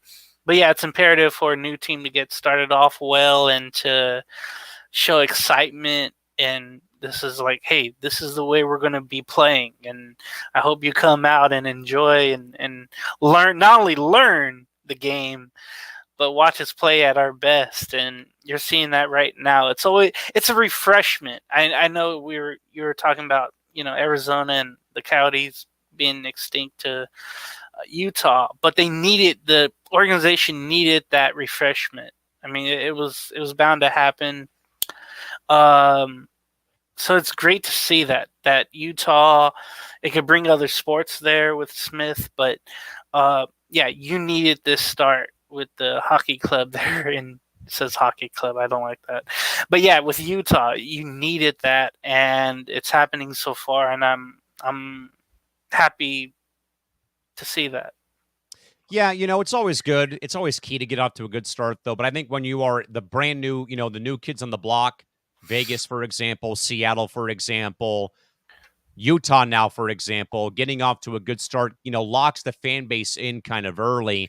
And again, a lot of great talent is on that team. And I've seen those guys playing firsthand in Tucson when they were the Arizona affiliate. They still are the affiliate for Utah now with the Tucson Roadrunners. But guys like Clayton Keller, guys like Michael Carcone, guys like, Dylan Gunther, those three guys were always, perennial scores at the American League level. Now their game has been raised tenfold going to the NHL. And as we said, going to a brand new market, though, 3 wins in the first 4 games is pretty stellar to see. So again, Utah will resume their season on Wednesday in Anaheim against the Ducks for the Anaheim Ducks home opener on Wednesday evening. With that, James, some small injury news. And, James, I mentioned this, I think, during my bold predictions segment last Monday, but also even earlier in the season, was you hope that all the rookies who got drafted don't get hurt right away. And sadly, our first casualty, James, is our good dude Macklin Celebrini of the Sharks, who has been now ruled week to week and put on IR with the ongoing nagging hip injury suffered at the very tail end of the preseason against Utah at SAP Center. He played sparingly in the opening game against St. Louis. He had that goal that was kind of fluky. It bounced off the leg of the St. Louis defenseman and went in. 7 minutes into the debut, they went up 4-1. They couldn't hold the lead, and they end up losing in OT to St. Louis 5-4. Before embarking on a lengthy East Coast road trip, I believe, starting in Dallas, I believe, on Tuesday. If not, they'll be in Washington on Tuesday. Regardless, though, James, this is what I kind of dreaded last season, was that all 3 top picks, Bedard, Leo Carlsson, and Adam Fantilli, all in a way suffered, pretty catastrophic injuries. Bedard suffered the broken jaw. Carlson suffered a pretty bad knee sprain, and then Fantilli suffered a lacerated calf late in the season. And already, James, 2 games in, 1 game in, and Celebrini's already on the shelf collecting dust right now for the Sharks, who already were held at bay by Anaheim on Saturday in a 2-0 loss, where, again, they may have took the early lead. The goal got waved off for an offside ruling as opposed to the goal counting, and could not generate any much offense after that play, and Lukas Stahl stood on his head for the shutout. So, James, 2 games, a couple games in for the Sharks, Any concern already seeing Macklin Celebrini going on the shelf and going on IR with this ongoing hip injury he's been suffering from since the end of preseason? I hope it's not a lingering issue with him, but it could be. You never know, even with someone as young as him. I'm reading though that he's expected to miss at least 10 or not 10 games, but he'll be out for a little while on that IR, where he has to miss at least a week. So that's at least 3 games. It looks like he's able to come back on the 20th, but I don't know if you push it right away. And yeah, for that fan base in San Jose, you need him at every game, home game especially, or else it's gonna feel like the last few years where you just feel like no energy in that. Well, I still call it the SBC Center. I don't know what it's called now, but SAP Center. oh, there it is. Okay, thank you. Yeah, that's so. I don't. Lower body injury. I'm trying to figure out because you're skating the whole time. You need your legs. Yeah, he's got an ongoing hip problem that he suffered at the end of preseason against Utah. You just hope that's not lingering. But yeah, you need him to be playing for any type of progression to go. That's unfortunate to hear already. Again, I just hope it's not lingering.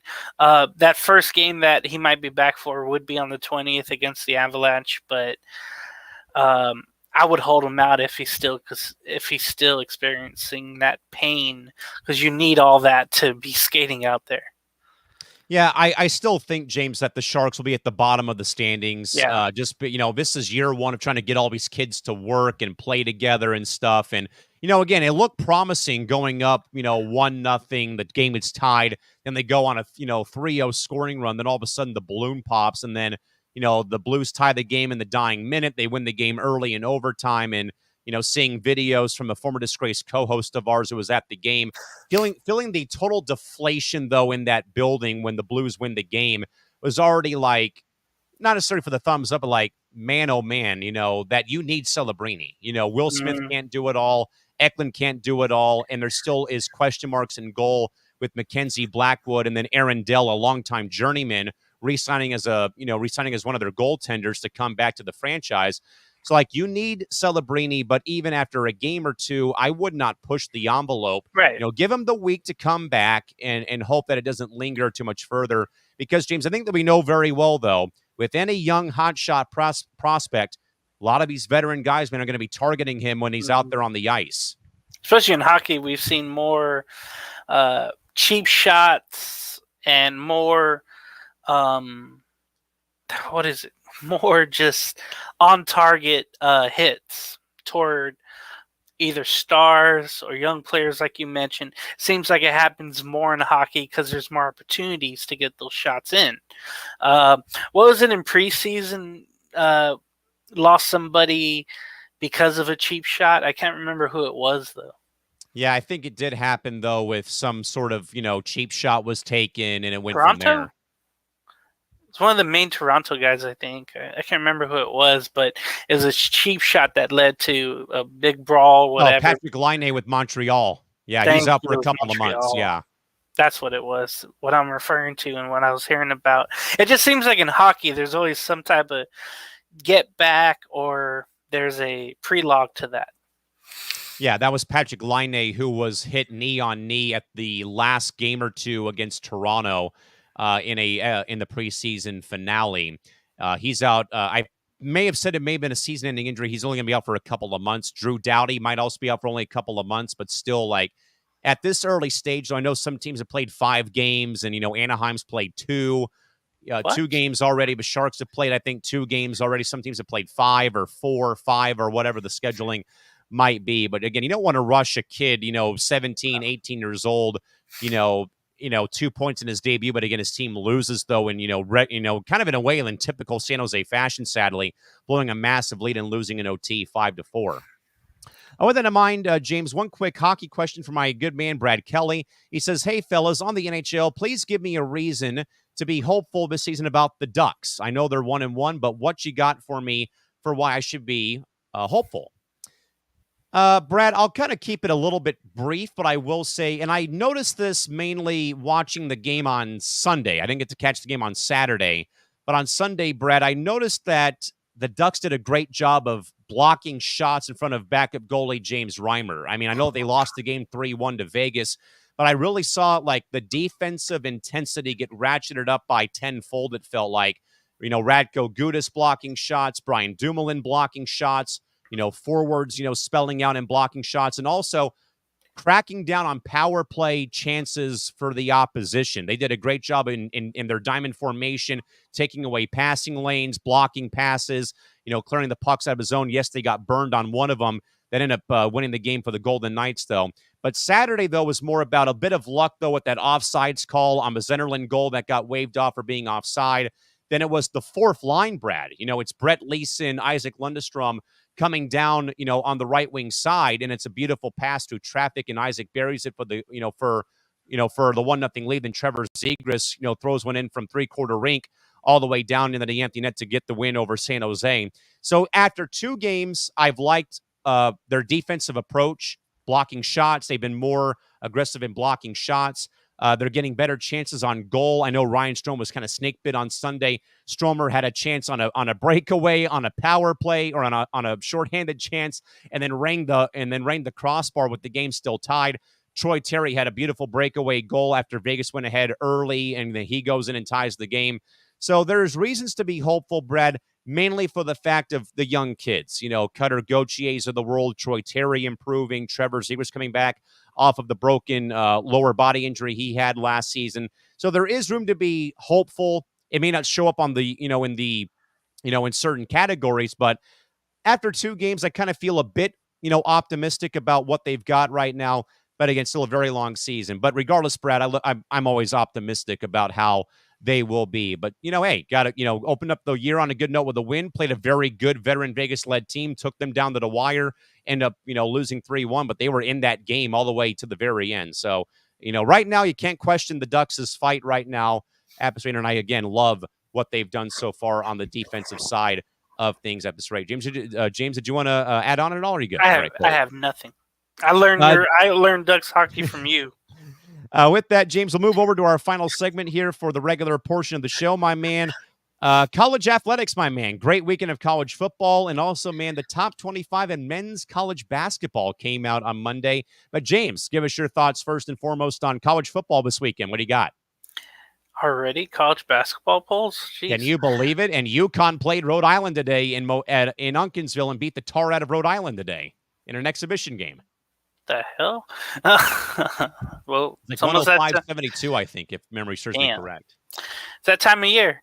Well, no, what I noticed in college football this week, Clemson looks like them old selves again. They number 10 ranked. They defeated Wake Forest 49-14. Like, you kind of knew that was going to happen. Alabama dropped all the way to 7 after having that upset at Vanderbilt. They only beat South Carolina by 2, so that was kind of a shock. And I think what I'm most happy about is Army being ranked at 23 and Navy, I think, being 25th. And they're both really, really good this year. And that game that they have, Army-Navy, usually I think in Philadelphia or Washington. It changes every year between Philly and Baltimore usually. Baltimore, thank you. That's what I was thinking of. That could be really, really fun, especially if both are ranked. That could be for a playoff spot. That could be for the Commander-in-Chief trophy. That could be for a bowl game. Who knows? Yeah, for both. And that would be wonderful. And I think one thing that Army has done, and what's weird about it, is they're actually throwing the ball in the air. Which never happens for an academy. Even I know that. And, I was listening to Rick Neuheisel doing an interview, and he was mentioning that. It was like, hey, they usually don't throw the ball like everybody else.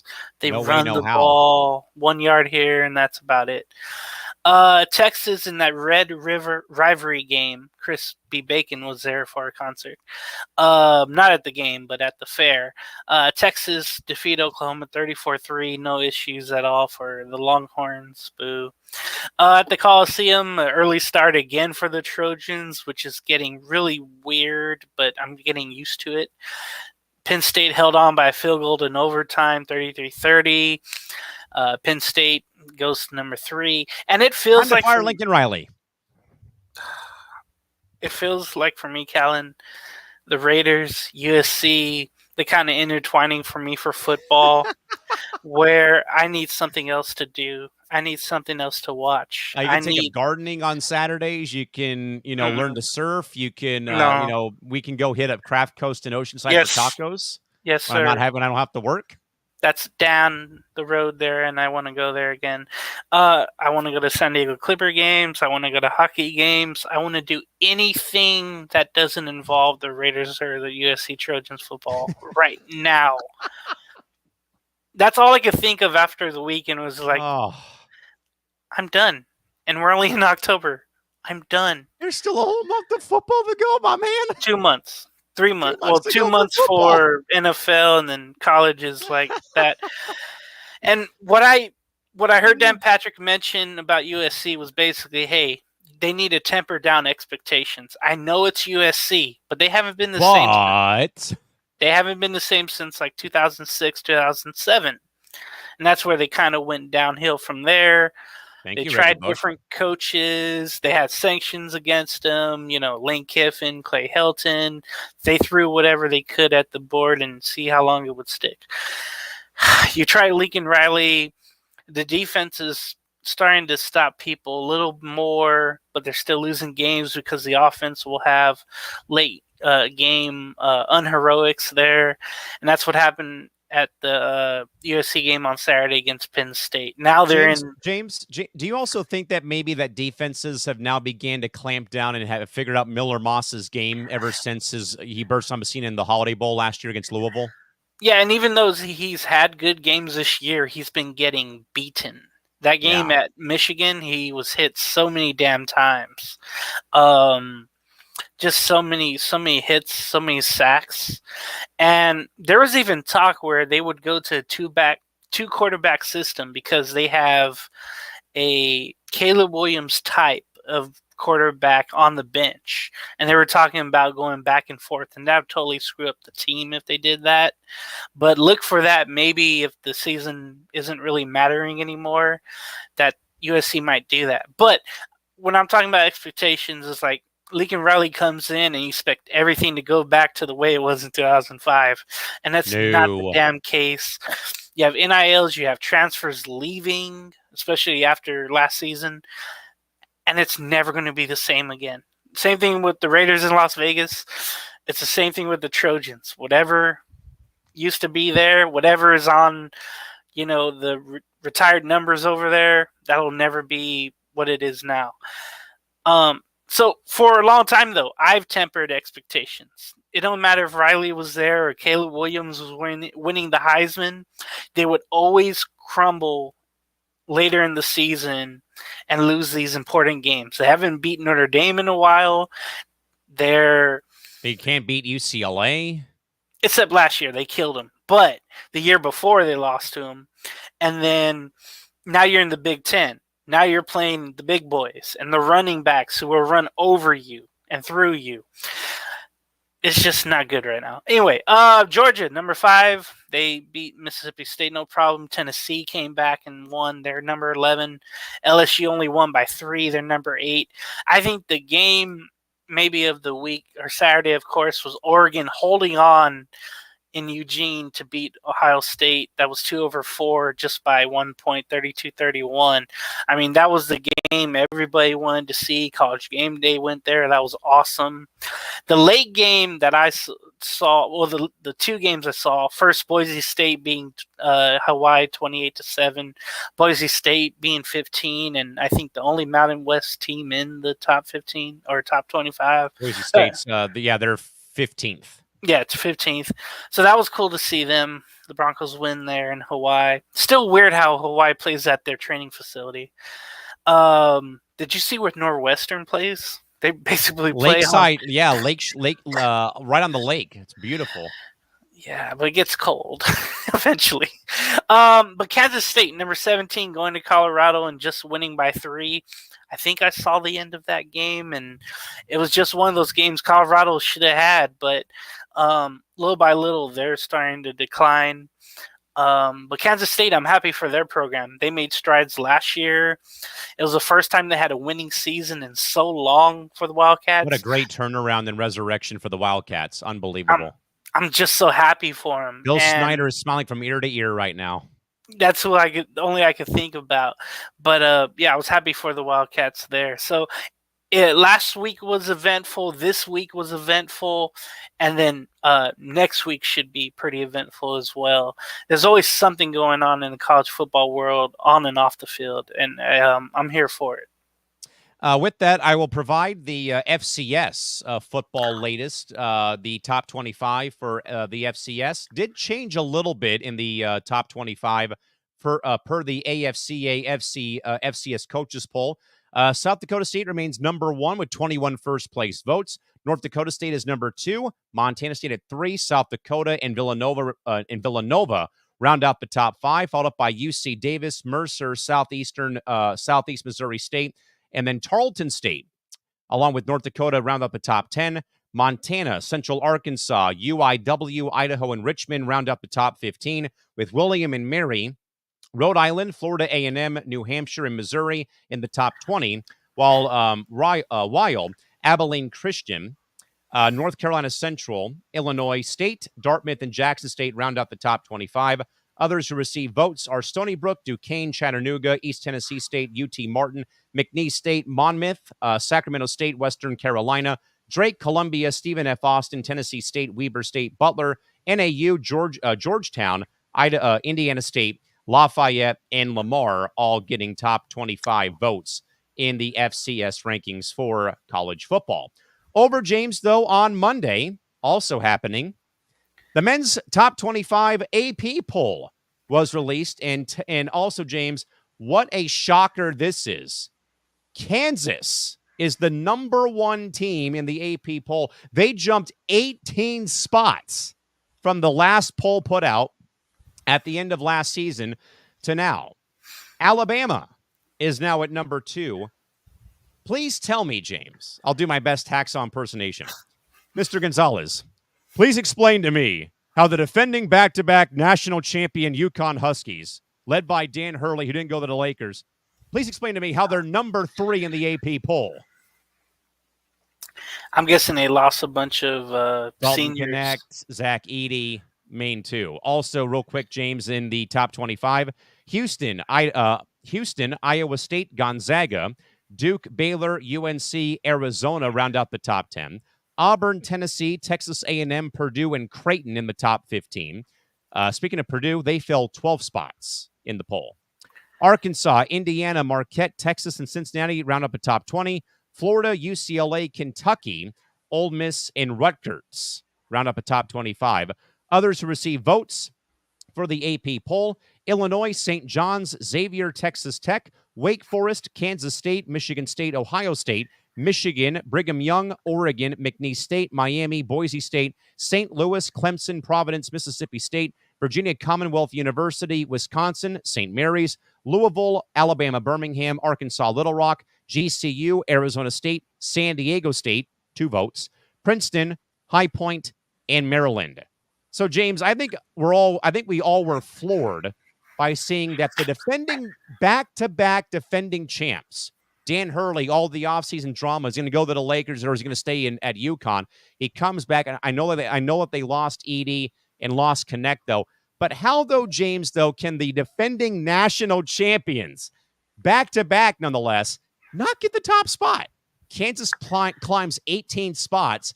Purdue sinks like a stone to 12 spots in the rankings, and UConn falls from 1 to 3. I don't quite get that poll, though, James, but certainly, my man, your thoughts on the first poll for the college basketball season coming out on Monday for the AP Top 25, where Kansas is number 1 overall. I think just like a coach, I hate these polls where they're just a preseason poll. They're just based off expectations and predictions. They're not based off brand names. Also, you realities. Brand name, though. Yeah, Kansas, brand name. They must have got some recruits and NIL deals. UConn maybe lost a lot of seniors the last couple of years. That's why maybe they've fallen, but not too much. Zach Edey, Dalton Connect, or Edey leaving Connecticut, I mean, or leaving Purdue, I mean. But then, Connect leaving was one thing for UConn, but not that much, I don't think. I thought Connect was for Tennessee. Am tripping? I think it was at Purdue. Oh, yeah. Anyway, with UConn, though, I think they've lost their seniors, and that's why maybe they're down a little bit. But one thing I noticed, there's a lot of Southern schools. You have 9 Alabama at SEC 2. schools, I believe, were in the top 25. What is this, football? It's pretty cool to see that, I guess. You always see some blue bloods in there, of course, but it is cool to see Rutgers at 25. And if there's anybody that needs a jolt, it's Indiana basketball. They're ranked at 17 right now, but Mike Woods is still coaching there? I'm not sure. They need to get back to like the top. They haven't been up there in a long, long time, it feels like. But yeah, they need something where they can.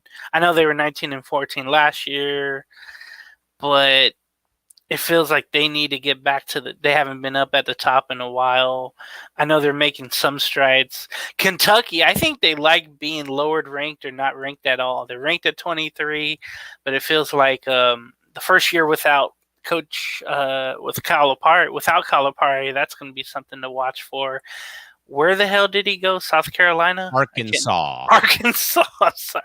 It's been a while since we talked college basketball. They're ranked at 16. I'm interested to see if they're going to be in the middle where they are now, or if they rise up, because they did some good recruiting.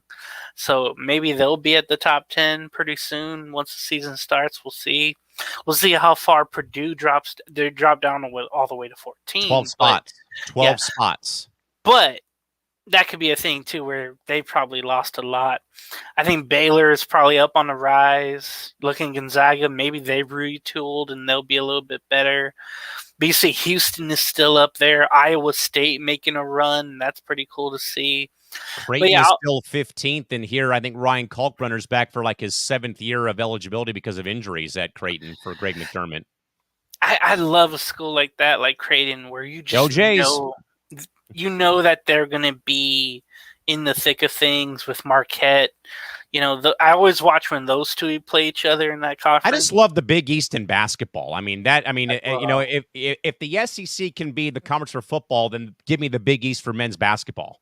Give me the old Big East, not this Big East. I even think that this Big East is still competitive. Xavier, Marquette, UConn, St. John's kind of getting back on the rise. Villanova's always been a very good program. Creighton has always been a consistent winner.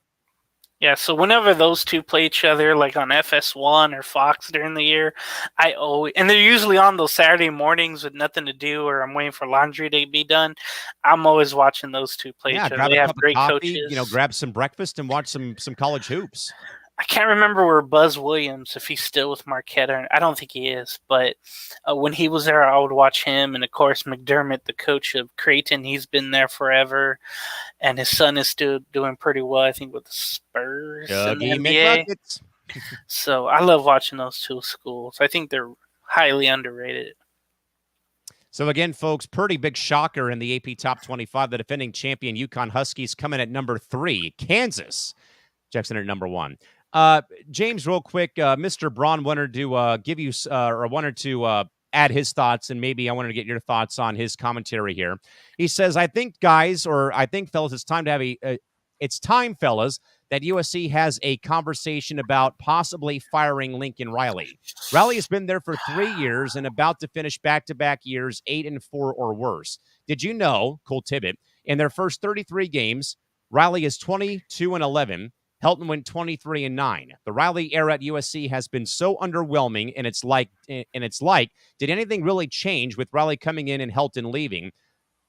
James, I'll let you respond to this one. What do you think? It's funny. I think once Caleb Williams went out the door, it was kind of like, okay, you're kind of by yourself when you're talking about Lincoln Riley. It's like, you better help this quarterback get to that level. But what is it? Riley has, I think, I'm looking it up right now. I think he has, 3 years left on his deal. And 6-year contract. yeah, so you're not going to cut him after this year. You just know that's not going to happen. He's And making how much would that 110 million. buyout be if you choose to do so? The buyout would probably be 10, 15 million? Oh, I'm so freaking sorry. It was 10 years, 110 million. I forgot all about that. No way. No way.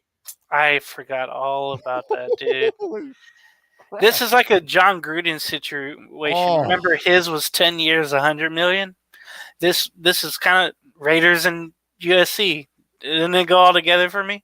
Yeah. So it was 10 years, 110 million over 10 years, and it's 10 million a year. Damn way. 10 million a year, 10 years. So it's only what?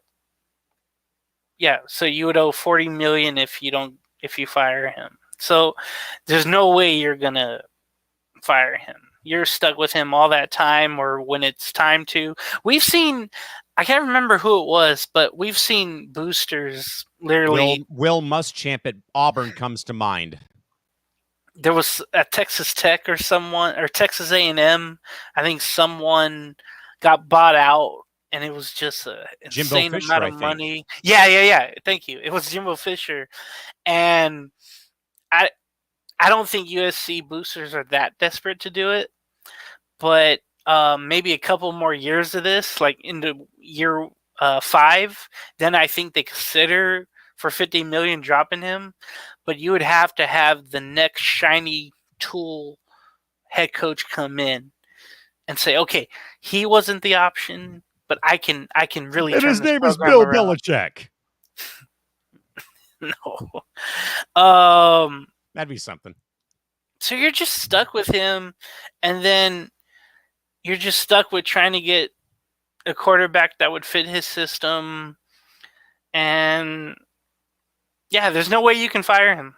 There's no way, unless one day you wake up and be like, hey, we can afford this. We have to get better right away. But it goes back to what I was saying and when Dad Patrick said today, but what I've been feeling like for at least, oh God, I don't know how many years. It's been a long ass time since they were really, really relevant. I know you can say that with Williams. For one shining moment, they were like top 5, and you're like, okay, we're good now. But then they ended up crashing down. So it feels like it's going to be years since they'll be back to that, 05 level, if ever, but maybe never again. And maybe Riley's not the guy, but he doesn't have the same recruits as he had in the years past. When he first came there, you had a stampede of, Sooners going there. Now all those Sooners are gone. And then there's been changes to the defense. The defense coordinator from UCLA came to USC. It's been hit or miss, but they've been better on defense. But the offense will have their slips with Moss. I guess it's more on the coach in college football, and Riley's just going to have to recruit and find, their next Heisman Trophy winner. But it's getting harder now with NIL and transfers.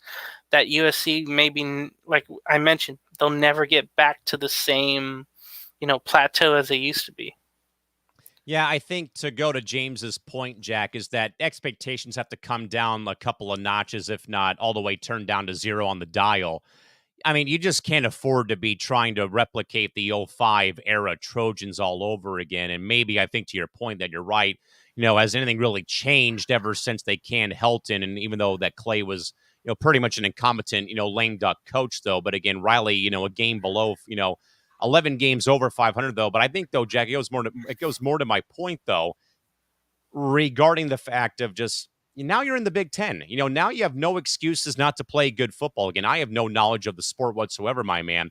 But still, I would think, though, that now you're in that big conference. Like, you have that big brand name now of the Big Ten and that damn logo on the field at the LA Coliseum now. And you're getting Penn State fans and Wisconsin fans and Michigan fans and, Spartan fans coming to your games now from Lansing. There's no margin for error now, if you ask me. Also, Jack even agrees. UConn 8 number 1. What? Yeah, I mean, I said the same thing when I saw it. Also, James, how about this one from Jack? Don't be surprised, guys, if Riley Ugh, dips for the NFL, especially if the Cowboys open up their head coaching vacancy with Jerry Jones, known to love Lincoln from his days at OU. James, that would be maybe weird. Jerry can can pay for his buyout at USC. Buy him out. But I feel like Jerry's already losing so much. I don't think he would do that unless there were smaller years on Lincoln's contract. I just don't think he would do that. That's almost like when you sign a Japanese player in baseball, but you have to pay the You have to pay the Japanese posting tax. fee. Yeah, that fee. That's how it would feel like if Jerry Jones had to do that. I just thought about that. Jack also says that the Trojans have to bring in a coach who plays big boy football power instead of the finesse gimmick stuff like the air raid offense, especially in the Big Ten. You should have just fired away Jim Harbaugh from Michigan before he went to the Chargers. But then again, you would have had to deal with all the baggage of the show cause penalty and the suspension he got on top of when he left Ann Arbor for LA. Yeah, maybe just Riley has to have a new game plan where it's fit to the change conference. Of philosophy, change of game planning, change of something. What pissed me off most about that Saturday game, they let a no-name tight end have like 230 yards and 3 touchdowns. And they practically had the game in the bag, and they still coughed it up. And they missed the field goal at the end. But the USC defense didn't even like key on that tight end, who was a no-name guy, and made him a name. And the whole game he was dominant. And that just pissed me off. It was like, when a team doesn't do adjustments in any freaking sport, it pisses me off so much. But mostly in football, where it's all about adjustments. And my teams don't do that. And again, there's no margin for error, too. Yeah. With that in mind, folks, we'll now segue over to wrap this program up. We'll start with our off-the-board segment where, again, James and I bring up a couple of topics or a topic that's been burning at us that was not talked on the show. James, I'll start with you, my man. What do you got for your off-the-board topic or topics? We were talking about the NBA preseason games and like how the travel's been. Where's one preseason game you want to see played that hasn't been played at yet when it comes to NBA basketball? I was trying to think of one. Vancouver, they've played there. The Clippers sometimes. They were playing at Seattle, I think, last week. Yeah, it's been a thing recently, I've noticed, going back to Climate Pledge Arena. Yeah, and it's always, Bomber led there, so that's cool. And there's always talk, hey, Seattle, fans showed up, come on, NBA, come back down, come back up. But I was trying to think of somewhere the NBA really hasn't played a preseason game yet. I was talking about the Magic and whomever in the 90s playing in North Dakota or wherever. But, and I was talking about the Suns and the, Pistons playing at Michigan State. And I'm trying to think of some great, like, college place. I think the Lakers, they used to play yearly at North Carolina one game. Like the Springfield, Massachusetts, they used to have a Hall of Fame game. They don't do that anymore. That was this weekend, by the way. I think one of the inductees was Michael Cooper, and I just want to congratulate him on getting in the Hall of Fame. He'll get his number retired in February, I want to say, at Staples. But I'm trying to figure out where's a game that hasn't been played. Like they played in Saudi Arabia, but where's a place that they could play? Have they played in Japan yet? I think they did in the 90s. I remember the Clippers, I think, started a season against the Sonics in like 2001 or 2002.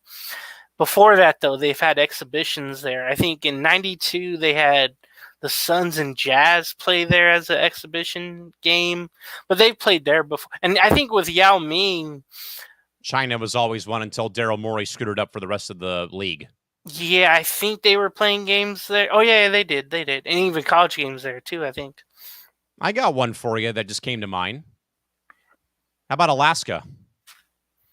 Now remember, I don't know if they do it anymore, but college basketball would The have Great that Alaskan great Alaskan Shootout. shootout all the damn time in the 80s and 90s. Again, I don't know if they do that anymore, but I that's think one they place I do, but was it's thinking. only for Division II programs now because UAA is now a Division II program. Anchorage, Alaska. That's cool. Yes. The Um, Wolves. it's got to be a wolf up there. That's all there is. That would be cool. And it's almost like, remember I mentioned for baseball to Yes. have when it's summertime, of course, and the sun's out the whole time, to Yeah, the have like the Mariners and 24-hour, yeah, Rockies. the midnight game in Alaska for baseball. I think that'd be awesome to have the Mariners and Rockies go to Alaska and play That'd games be up amazing. there. Um, but yeah, for basketball, I guess you would have what, Portland and Denver go up there, or Portland and Golden State, Yeah. or Minnesota or something. That'd be cool. Maybe Alaska. That yeah, I didn't think about Alaska with the shootout there. Um, Idaho. Nah, No. I don't know. Wyoming. Nah. New Mexico. Um, Alabama. I don't know if they played exhibition games. I think they played some exhibition games in the South there. An exhibition game on the flight deck of the USS Midway in San Diego, California. That would be cool. College has done it already. Mm-hmm. Those were cool things to experience. But yeah, I can't think of anywhere else. I saw a Alaska would be basketball. I great. saw a college basketball game at Petco Park. Oh, that's right. Yeah, that was San Diego State in San Diego. Yep, San Diego beating SDSU like 53-47, I think. I gotta.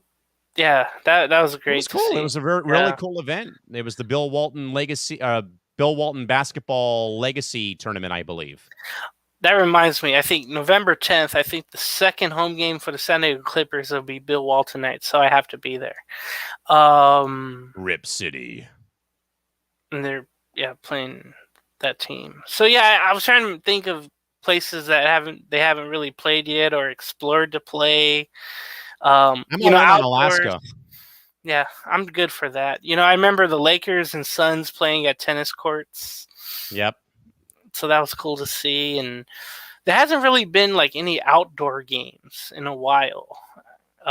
That'd be cool to go back to that, like Lake Tahoe. That would be something. Oh, what the NHL did. Yeah, that was cool. I think, yeah, if the NBA had an exhibition game there, that would be something. Mr. Braun says Vegas, but the Lakers already do that every preseason. Mm-hmm. They always go and play a game in Vegas at T-Mobile Arena. He said mainly for potential expansion. He also said China could be a good spot, but again, I think Daryl Morey kind of ruined that relationship with the NBA. And then he says, how about a game at the Sphere? That'd be Can they fit a court on the stage? They might be able to. You don't want people falling off. Yeah, I don't know about that. That'd be tempting. I mean, but then again, though, I mean, they pulled off a UFC fight card at the Sphere, so Yeah, but that's like, yeah, but still, it's an octagon, not a playing court. But yeah, I think I like Alaska for an NBA cool. game, and MLB. I think that'd be great, especially the midnight game for sure. Hell yeah. Absolutely.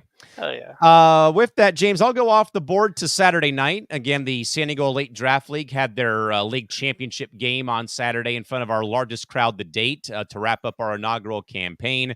Stands were packed. It was loud. The fans were into it, and they got it treated to a great game with the Temecula Vineyard Vipers, our number 1 seed, holding off the Mission Bay Ospreys, our number 3 seed, by a 4-3 final score to win the inaugural McClurg Champions Cup trophy. They got the $1,000 check to go along with it.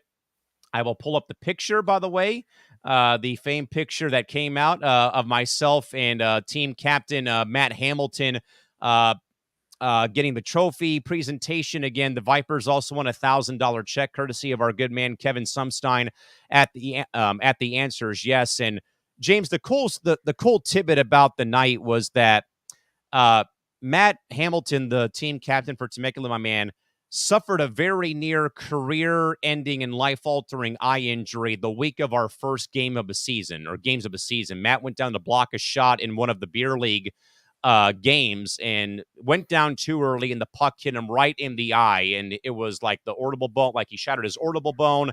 There was they had to basically rescue his eye, otherwise he would have gone blind in his eye. But he was able to come back after 4 weeks, and he came came to a team, James, 1-3 on the season. And that team, James, rattled off 7 straight wins to end the regular season, or 6 straight wins to end the regular season. He got the top overall seed, and then went all the way to the final and won it all, man. So a very cool, like, little knockdown comeback story. Very unfortunate injury happens.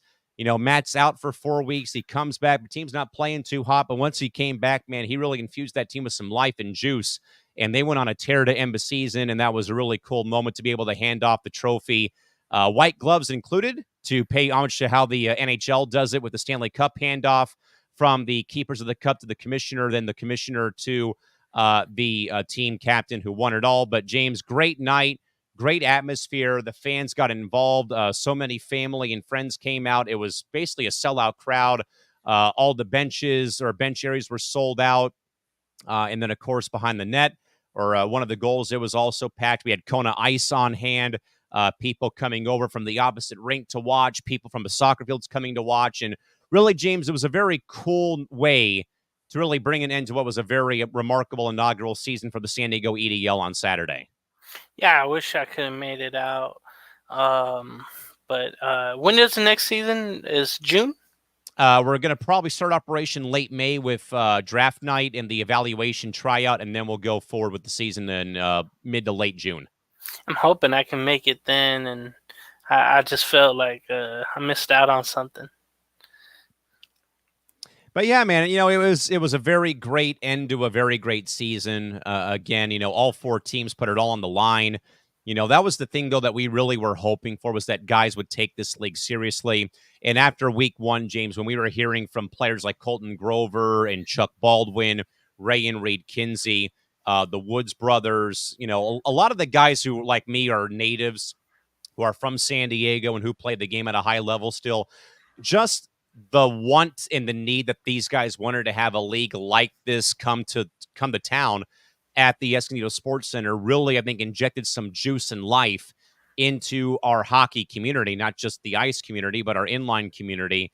And as the year went on, though, the crowds got bigger, and it also, James, what I noticed, though, too, once the season kind of kept going forward, and as we got into the playoffs, then the on-rink intensity picked up. It got a bit more physical. Guys began barking and chirping a bit more often, because now, James, you're talking about putting $1,000 prize on the line and a flipping trophy on the line, and that brings the energy and brings everything out of everybody, James. And I think again, the photo really shows, or really shows it, man. You put something on the line, and you get a look like that from the team captain getting the trophy from yours truly. That's huge. I don't have any cups, named after me. So that was huge, of course, for you in that league. And I hope people paid attention to it. Hopefully it becomes a yearly, bi-yearly thing for you, man. So I'm happy for you and happy it was a success. Yeah, man, it was a great success. And again, a lot of it, though, goes to, again, our league commissioner, Josh Fontaine, who you folks have seen on here on Puck and Roll. You've also seen Gabe John. It's literally a 3-man front office running the show for a 10-week season on top of a 3-week playoff, basically. And again, like I said, though, as the year went on, though, the games were always great. But then as the year went on, though, the speed was always there, but then the intensity picked up, the physical play picked up. Then you factor in, putting some money on the line and putting a trophy on the line. And obviously, it brings out the best of everybody. Again, I just really can't say enough good things, though, about Josh and the vision he's had for this league and what we've done so far. And again, it was a good, I think, as well, though, James, to have that first year, because now we can plan more stuff accordingly for 2025. When it comes to the league format, the scheduling, all that good stuff, man. And we have a lot of good things right now, kind of waiting in the wings right now in 2025. Yeah, I'll be on the lookout for all of that for sure. Jack saying congrats to congrats, Callan. Yeah, man. Again, Jack, you can go back and rewatch the last puck and roll where Josh talked about why the trophy was named after me. And again, I still can't believe I really, really said that over the mic. This is the McClurg Champions Cup final. I'm just like, it still hasn't hit yet. It's still, yes, it's very surreal. And also, Jack says I did catch some of puck and roll, and it sounds like a very fun league. Jack, it's mainly like a local rec league, but again, we added the wrinkle of that everyone who comes out the training camp or the tryout day, I should say, tryout day, they pay X amount of money to try out, to get scouted by 4 team captains and by the front office. They play they play 2 25-minute periods to basically get everyone a chance to play adequate time.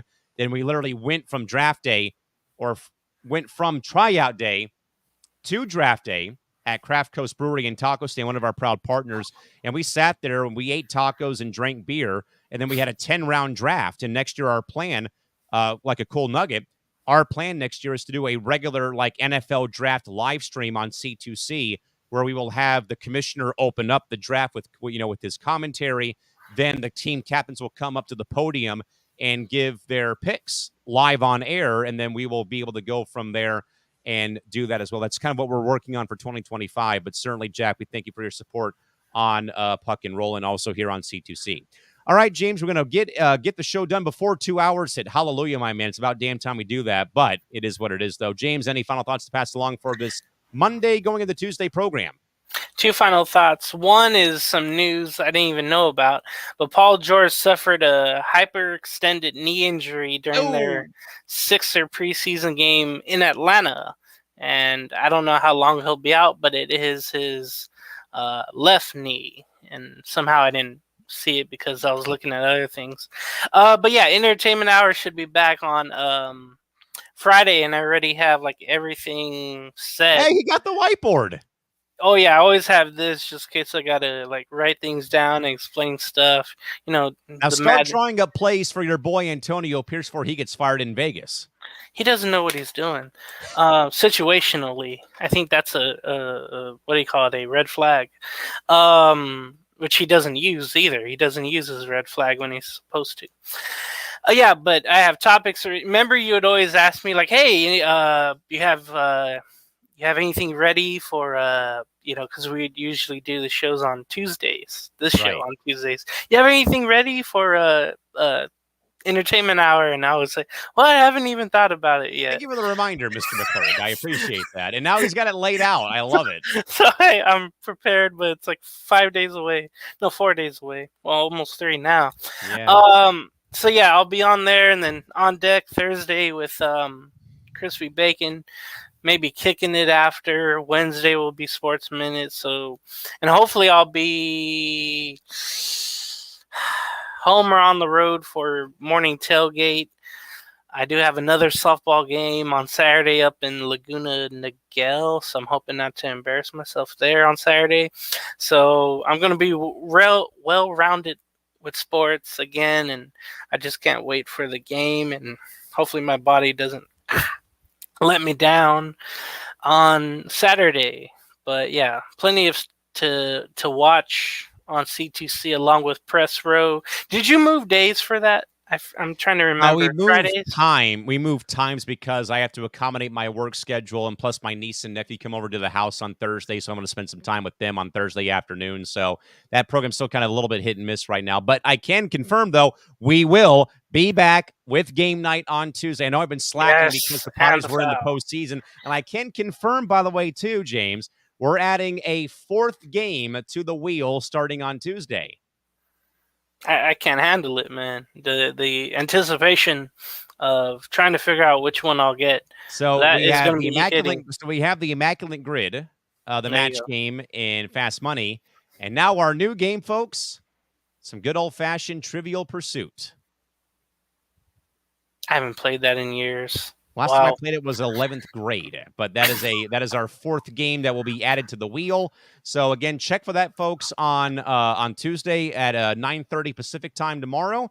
So we'll have our cast and crew playing either playing the Immaculate Grid, Match Game, Fast Money, or Trivial Pursuit on Tuesday. That will bite me all week, all day at work tomorrow. That's gonna haunt me. James will be having nightmares and cold sweats when he goes to bed in about an hour or so. And then when we get on the air, he's gonna be like, man, how did I miss that? Man, how did I miss that? Man, how did I miss that? Man, how did I miss that? Don't sell. You'll be fine. With that in mind, though, folks, for James Gonzales, yours truly, Cal McClurg, saying good night or good day on a now Tuesday morning after our 2-hour program here. We'll see you folks back here again for Game Night on Tuesday. You can catch us again on C2C at night next Monday at 11 p.m. Pacific time, or unless the schedule does get altered again next week, folks. For James and for yours truly, Cal McClurg, have a good one, folks. Till next time, have a good night.